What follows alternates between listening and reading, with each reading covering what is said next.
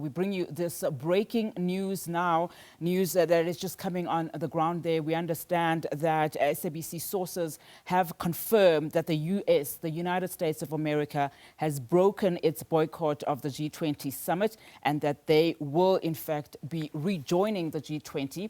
But these are the news that we are just hearing. Let's bring in SABC News correspondent Sophie Mokoena just to unpack this for us. Sophie, a very good afternoon to you. Tell us, what are you hearing from the USA? I mean, we know that, of course, it went from bringing Deputy President J.D. Vance to boycotting the G20 altogether, and also that, warning from the US to South Africa not to push for that joint statement of declaration.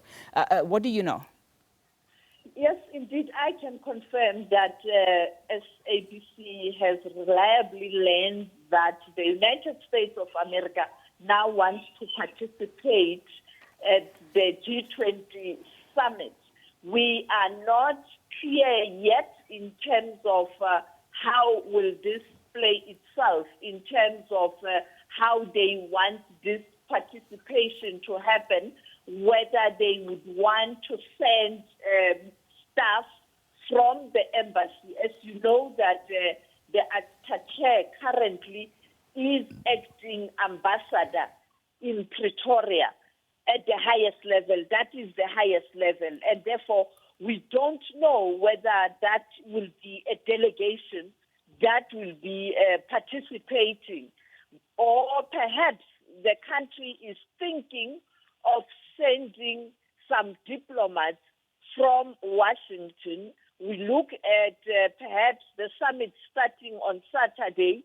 If they do decide to send someone, we know that there are many Air Force planes that are being used to transport the senior White House Secretary of State, the administration.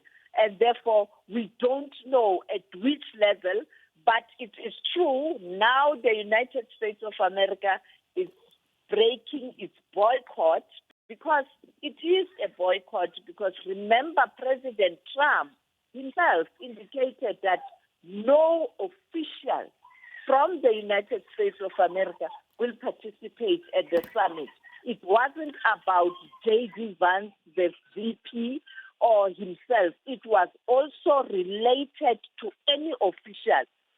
And therefore, one did expect that no one will be at Nazareth to participate. But I'm not surprised. You'd recall that yesterday we heard that the U.S. is trying to stop the meeting or the summit to adopt a declaration. And I can tell you from reliable source, there's huge progress in terms of finalizing that declaration, because when you look at the finance track, it was a coup for South Africa some months ago when ministers of finance and central bank governors agreed on a declaration and on very funny issues, including the debt, not cancellation, the debt that we talk about as it relates to poorer countries and developing countries.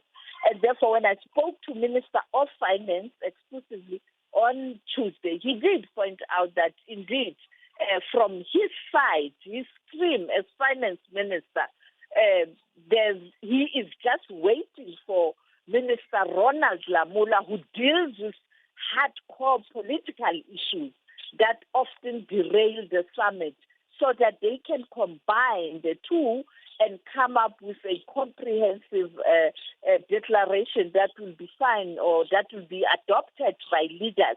We know that declaration is not negotiated by leaders. It's negotiated by officials, by ministers, by secretaries of state. The officials, what they do is just ceremonial to adopt that declaration. I was told last night that there's great progress, and they are looking at items line by line because they don't want to leave anything to chance. And I think there's progress, but because you'd recall a few hours ago, President Ramaphosa spoke about progress as it relates to the work of the summit. And you could see the confidence. And that, for me, was a clear indication that our sources are giving us correct information. Yeah. And I mean, Sophie, what does this all mean, particularly when you look at the journey that has brought us here to this point since that Oval Office, visit by South Africa, especially when you consider the U.S. was openly against, the G20 presidency of South Africa because particularly of its agenda. At the core of that agenda was the theme of solidarity, equality and sustainability. And when you hear, from President Cyril Ramaphosa in those two addresses that he made at the Social Summit and again at the G20 Summit, he's very clear that he is pushing for an inclusive world order and really putting Africa and the Global South at the forefront of that agenda. Let's look back on the 7th of July in Rio de Janeiro. After the president concluded his visit in Rio de Janeiro, Brazil, attending the BRICS summit, he spoke almost about the multipolar world that is taking shape, saying that people who are opposed to the unity of sober minds and led by the developing South and Africa in particular, or Sub-Sahara, that country will be isolated or will find itself out in the cold. That's exactly what happened. President Trump, knowing that America is a powerful economy, whatever he said, thought that other countries will follow suit. And what people didn't realize is that other countries are participating, their ministers are participating, their officials are participating, and therefore it is just the United States of America. And when you have the European Union bloc supporting the agenda of the summit, you already have powerful nations in the developing North. In the developing South, you don't even have to convince them. The agenda is clear, the unity of the South, and also on the continent, the unity of the continent, African Union taking its rightful place in the G20. On the table there, the seat is there. And therefore, it is problematic now.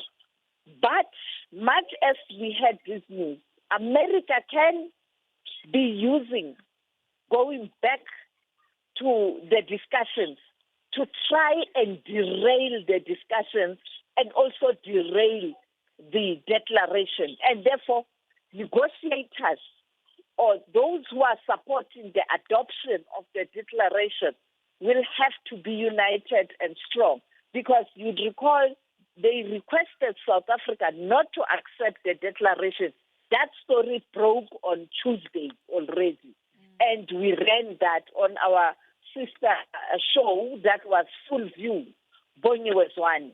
And now here they are today saying, no, we will now want to participate. The intention, I suspect, they want to try and derail. But them coming back, for many people and international analysts, this will indicate the United States of America that is losing grip of power and influence at the multilateral level and at the global stage. And I would imagine how the posture will be then if the United States of America re-enters these discussions. But Sophie, I suppose it will be a case of waiting and seeing to see what will happen and how this will all unfold. Very interesting times we are experiencing today. But thank you so much, Sophie, for that breaking news.